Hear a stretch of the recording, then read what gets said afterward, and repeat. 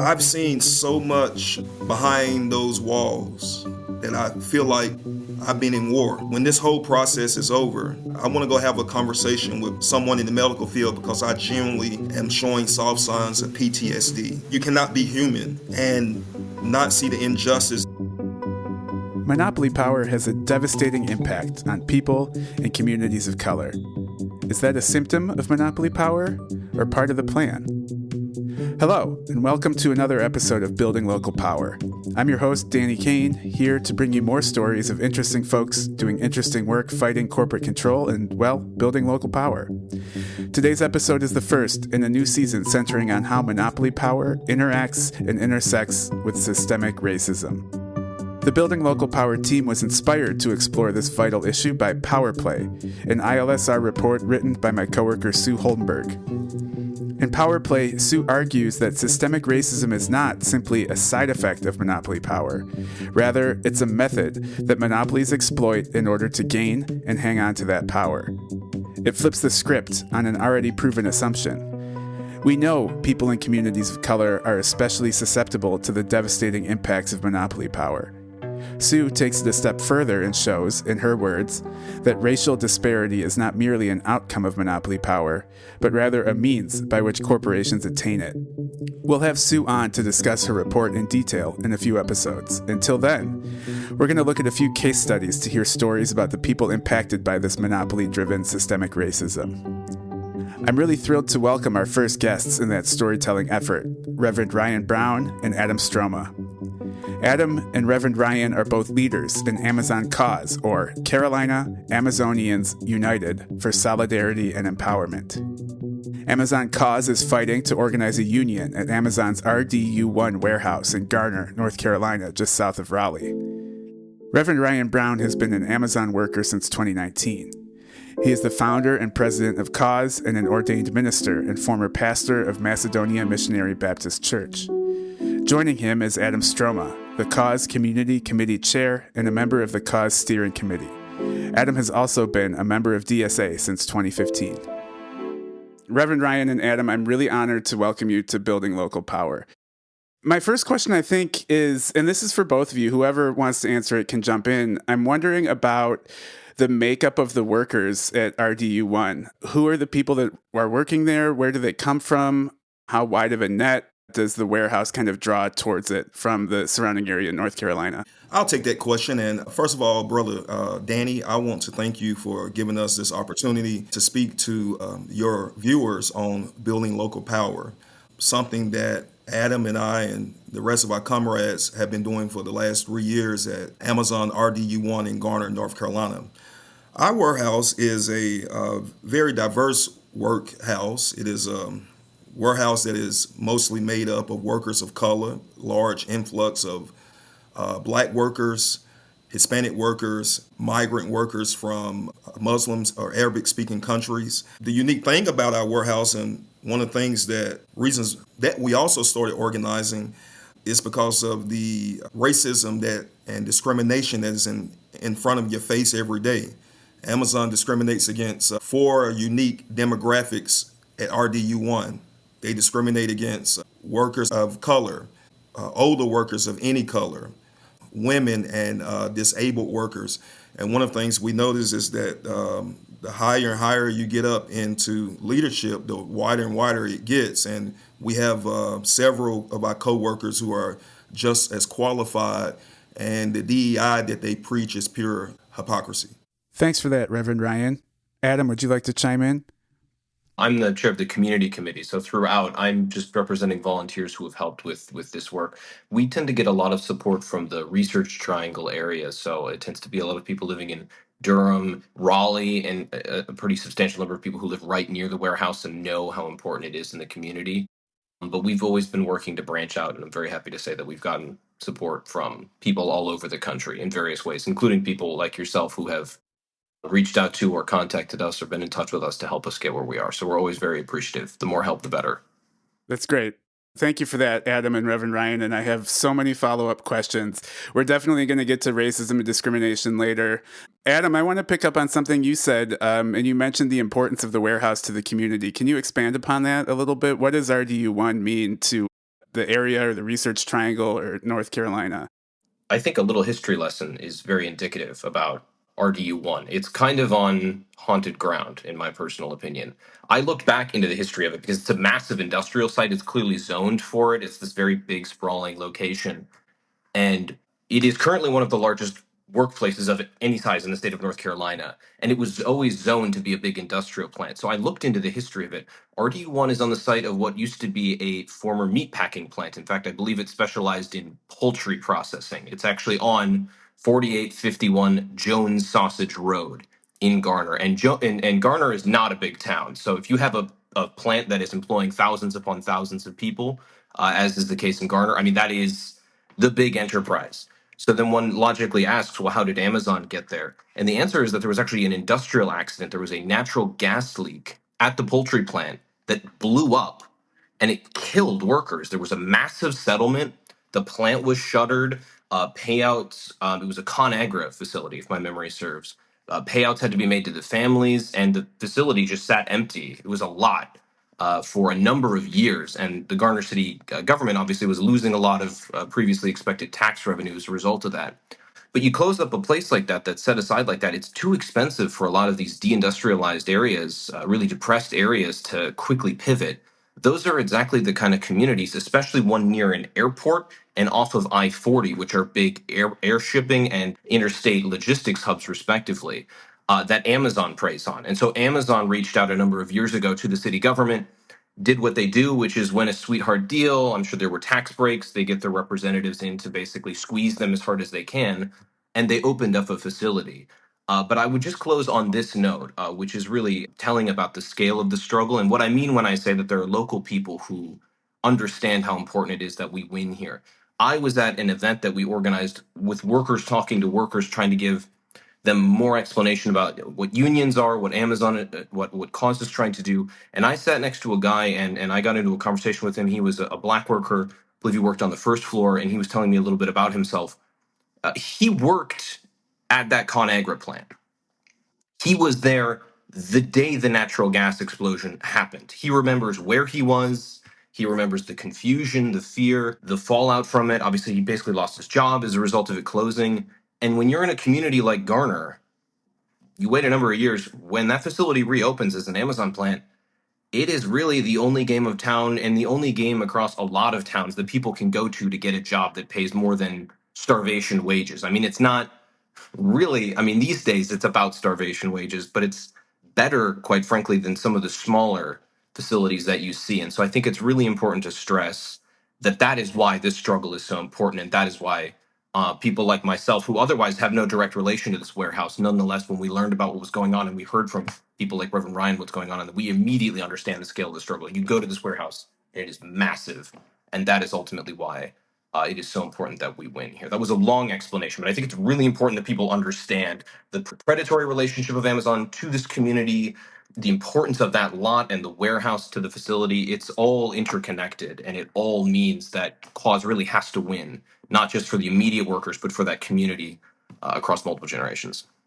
Not to mention the site itself, the very address has a legacy of harmful workplace conditions, regardless of who is in control of the property. So, Reverend Ryan, you work at RDU1. I'd love to hear a little bit about your work, what you do, and what's it like inside. What are the challenging aspects of the job, and perhaps what led to an organizing effort with Cause and the unionizing? Okay, so thank you for that question. I've been employed with Scamazon now for 5 years. At the RDU1 plant in Garner, I work in a department called Single Pack. And since our organizing started, now I am forced against my will to go work in pick.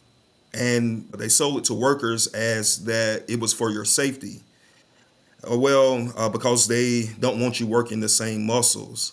Myself and other co-workers, we work back to back to back in the same department working the same muscles. So we know that that's not true. And if I could be candid with you, I've seen so much behind those walls that I feel like I've been in war. When this whole process is over, I want to go have a conversation with someone in the medical field because I genuinely am showing soft signs of PTSD. You cannot be human and not see the injustice in there. How folks are will pass out. Folks who are working so hard, and Amazon demands so much on them, but they don't provide them a living wage that allows them to live a dignified life. And these people have to leave work and go work two or three other jobs because they're barely getting by. At the heart of who I am, I'm a pastor.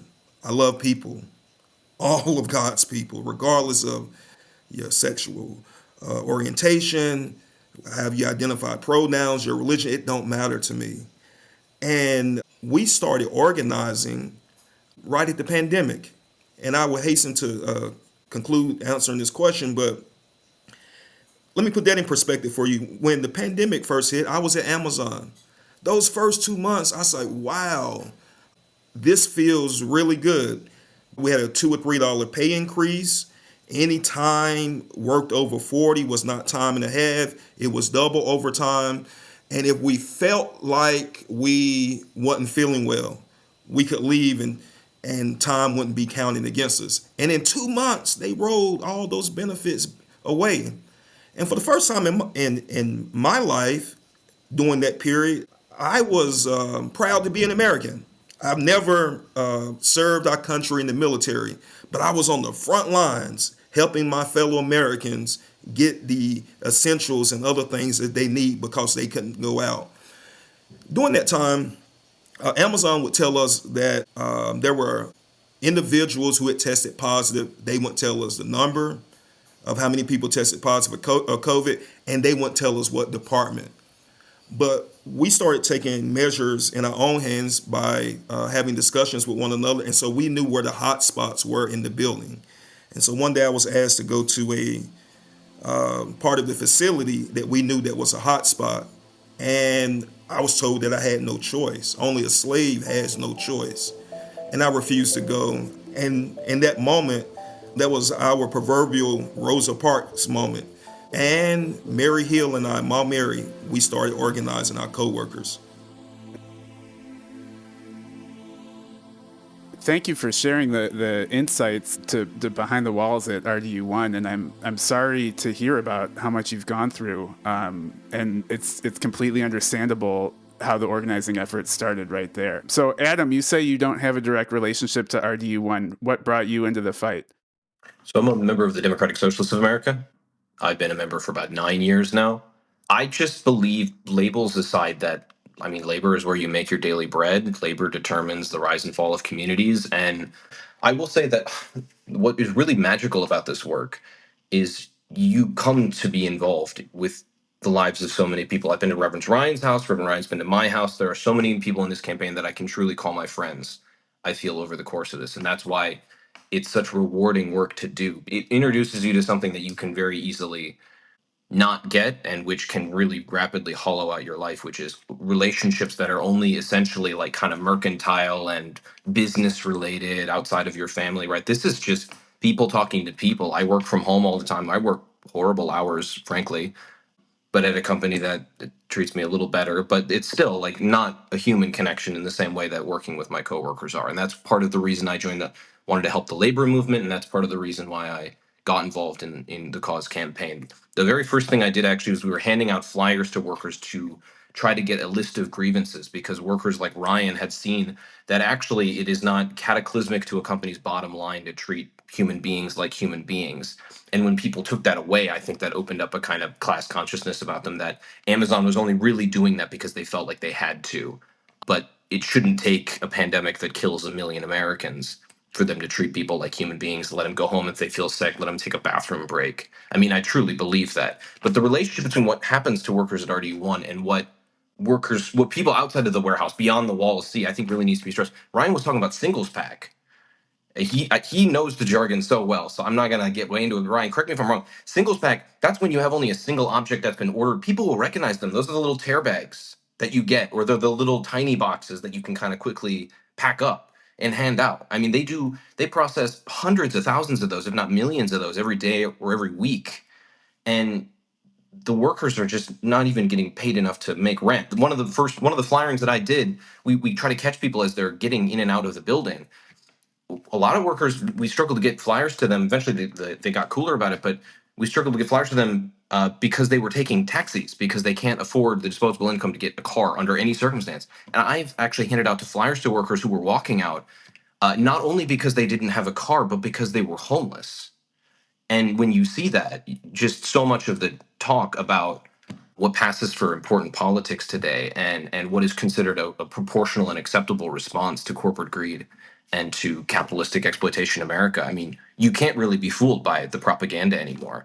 What are you going to tell to me that tells me that Amazon is being a responsible employer when I just got back from a shift handing out flyers to people who are working 10-hour shifts there as the standard and still homeless? I mean, something's wrong in America when that happens. So, Reverend Ryan, you mentioned Amazon's discrimination of four different classes of people. I want to get into the kind of nuts and bolts of that because that's what we at Building Local Power and at ILSR are kind of working on right now. So, tell me a little bit more about how that discrimination and racism works inside the walls of RDU1. If you ask most workers of color, specifically black workers, to describe Scamazon, you will hear several of them say that it's a 21st century plantation. Those other minority groups who have been in prison, they will tell you it feels like a prison when they were in prison. If I could just talk about in general how Amazon targets communities. Adam gave you the historical background of that location. Amazon strategically puts their warehouses, delivery stations at certain choke points. Where Garner's at, just right down the road in Rock Quarry, that is southeast Raleigh. It's a large influx of middle class black community. So with the Research Triangle part and the Triangle in general being a place that has a lot of folks like Adam who work from home, this prime location for prime members. So what they do, they find a location, they put that warehouse there, and then they exploit that black and that brown labor. And slowly but surely, but gentrification takes place. The rent goes up, and a lot of these workers who are working at Amazon, they are slowly but surely displaced. The home that I live in is a piece of heaven in the country. I live here because I'm getting a little older, want life to go a little slow. And I don't have to worry about HOAs. But if you go into my front yard, it used to be a beautiful field there. Now every day that I wake up, I have to see the back of RDU to another Amazon facility. What's interesting, to prove my point, I'm watching what I've read and seen in data happen right before my eyes. Gentrification has already taken place all around my home. I've seen workers, when I say older workers, be discriminated against. I've seen them be sent into departments that they knew that these older folks could not perform. Matter of fact, just as recently, Mom Mary, the patriarch of calls, she needed an accommodation that would have allowed her to sit down. But one of the senior ops had a problem with this 70-year-old lady who's fighting for her life sitting down, as her accommodation said. When I say women of any color, Adam and you would be perfect for Amazon because you got the look, you're bright, you're handsome, and they'll move you up really quick into management. When I say disabled workers, the disabled workers, it's a white brother, was a real good friend of mine. He worked in the indirect role, and he's autistic. I have a deep empathy for autistic population because I have a nonverbal autistic nephew. This brother that I'm talking about, he can't read, he can't write. Amazon knew that. So they had to put him in an indirect role. But then they forced him to go upstairs to read a screen. The brother couldn't read it. It frustrated him so much he quit. I could go on and on with these stories of the discrimination, the racism, and all of the exploitations and injustices that take place on that modern day sweatshop, 21st century plantation.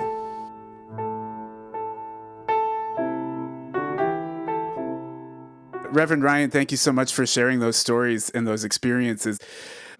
You mentioned strategically, they strategically are putting the warehouses in these neighborhoods. And it's not to mention the gentrification. It also has devastating environmental impacts with all the exhaust from the trucks. They're not friendly neighbors, these warehouses, and they keep popping up in these neighborhoods. All of that is well documented. It's a lot of people are talking about the impacts of corporate monopolies on people of color. And I think all of your stories are evidence to back that up. What we're arguing at ILSR is not that it's a side effect of monopoly power, but it's a tool that these companies are exploiting, meaning Amazon's power was achieved through racism. It's not an accident. They cannot achieve that power without these racist policies and this kind of systematic racism. So I would love for both of you to weigh in with your direct experience working with all of this. Does that ring true to you? I'm happy to speak on it. Yeah. Let me just say two things. So Ryan spoke very eloquently about the business model, which has an obvious racial dimension, right? Get into these growing suburbs with people with money, and then outsource as much of your labor to people who you think you can get away with paying nothing to. And then he even pointed out how perversely the very people who then work at those facilities not only lose out on a proper job with workplace protections, real wages, and a retirement, but then the reward is that home prices around them jack up, or rent prices around them, in the case of places where a lot of RDU1 workers come from, jack up, and it forces them out. Thank you for your time, and then they kick them out. But the relationship of racism and a monopoly power that we've seen, and that I think happens in America, is even more kind of crass and direct than Ryan is telling. Ryan's story is still true, but let me just give two examples. One about North Carolina in particular, which has a really problematic racial history, and then about Amazon in particular and the work that we're doing. When we got started, first off, just objectively was a pretty insane thing to be trying to do. No matter how egregious it was at RDU1, you're talking about thousands of people. And so we went basically looking around to see if we could figure out who had done something like this before. And someone had came across Jane McElvee's book about organizing for power in the New Gilded Age. And there's a chapter on there about the Smithfield plant, Union Drive. For those who haven't read McElvee's book, there's a whole chapter on it. It was a huge victory for meatpacker workers there, just like had been, UFCW workers that had just like been the ones that had been at Smithfield at that location. And it took them some 20 years to win a union. And we spoke with some of the organizers who were involved in that work to try to learn their story. And they really conveyed to us the extent to which race was going to be used as a weapon to divide and conquer workers in any campaign. But again, it's not just these subtle things like gentrification that Ryan can see on his porch, but struggles to explain to people just how sinister it is.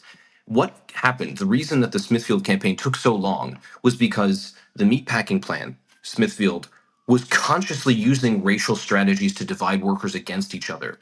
They were eventually investigated, and a massive report came out because they had to throw out the entire first election because of how many illegal practices were carried out.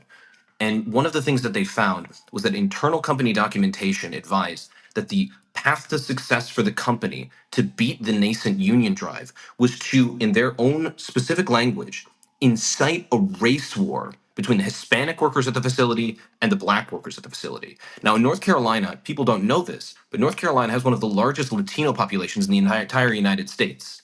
It was especially something that happened after NAFTA, when there was a lot of the free trade movement. Basically, communities in Mexico and the Central Triangle were devastated, and a lot of workers or people moved to places like North Carolina because there was a lot of agricultural work that was available for them. And so a lot of these people have been looking for jobs, and we meet many of them at RDU1, and they are coming from positively traumatized communities, looking for work, trying to make the American dream, make a better lives for themselves. And now we're in our second story, which is you're on the shop floor at RDU1 with people like Ryan and Mom Mary. And we find that as cause is doing its work, we are hearing from workers. They're whispers, but we always seem to trace them back to management. Cause? That's a black workers thing. That's a black people thing. That's not a, you're a good worker. It's the black workers, and it's every vicious slander you can think of. It's the lazy workers trying to protect themselves. It's a black workers thing. It's just in certain departments. I mean, anything that you can come up with gets ginned up as a way to divide workers. And we've even found strategies that we think, if provable, would be illegal. We're struggling with the fact that just because they do illegal things doesn't seem to mean we can get the state to do anything about it. We had suspicions at one point that management was attempting to suggest that there should be a Latino workers union, with the only logical reason for that being that it would be not cause management controlled, and obviously you can't win an election when you are dividing up a union by race. On top of being illegal and immoral, it's just impossible to win on that basis. So that's a story from NAFTA to Smithfield to Garner and RDU1 of how racism is absolutely a tool that corporations have used, dividing workers across national boundaries from each other and even down to the specific warehouse to keep them from uniting, joining organizations like Cause and fighting for their common interest. That horrifying story reminds me very much of what happened to Chris Smalls immediately after he was fired, with the leaked memo with the Amazon execs trying to kind of racially scapegoat him. Ryan can speak to this very eloquently. The like casual racism, Ryan. I mean, you've got a trunk of horror stories, but I think you should really speak to this more because I still can't believe some of the stuff that I hear from workers. Yeah, Rev Ryan, I would love to hear you chime in. Okay, so thank you. So, like, I would just say yes, those racist stereotypes. I'm glad how you brought us back to Chris Smalls, how they describe him. Those are the same racist stereotypes that how they have always described marginalized groups. What I find very interesting with the union busting tactics, a lot of people, because they may not have an understanding of history as some others, they put it right in your face every day. How do they describe us? They're an outside group. If you feel threatened by them, file a report like we're violent people.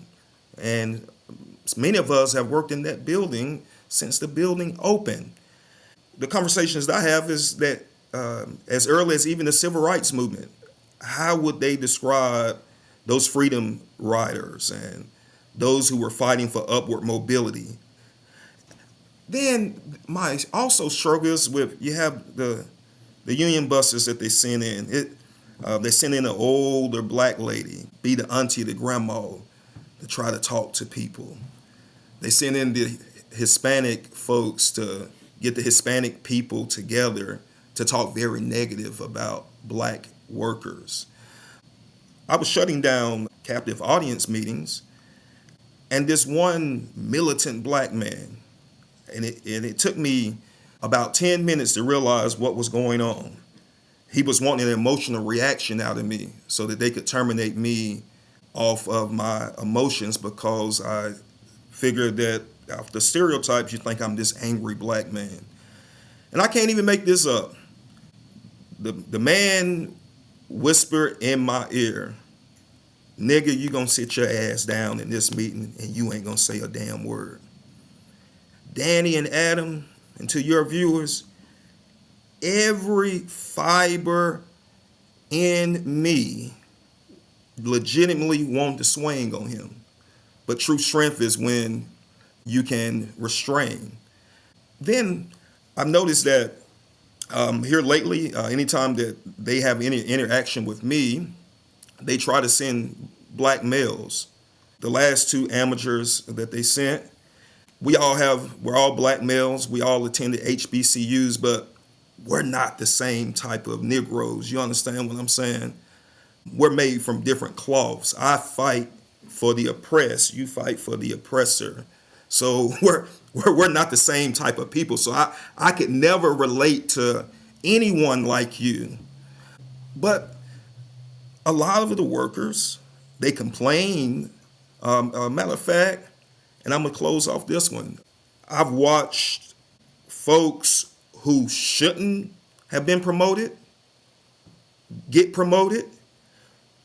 I mean, we have one gentleman, and I like this guy.